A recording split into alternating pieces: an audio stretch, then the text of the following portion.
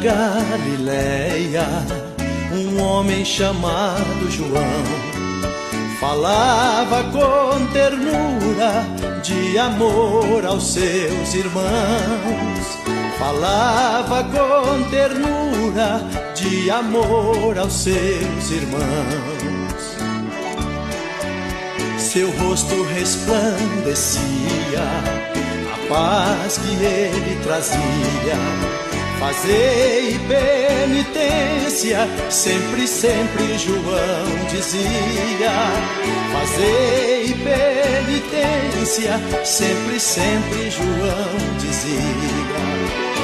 Viva João Batista, viva o precursor, porque João Batista anunciava o Salvador. Porque João Batista anunciava o Salvador.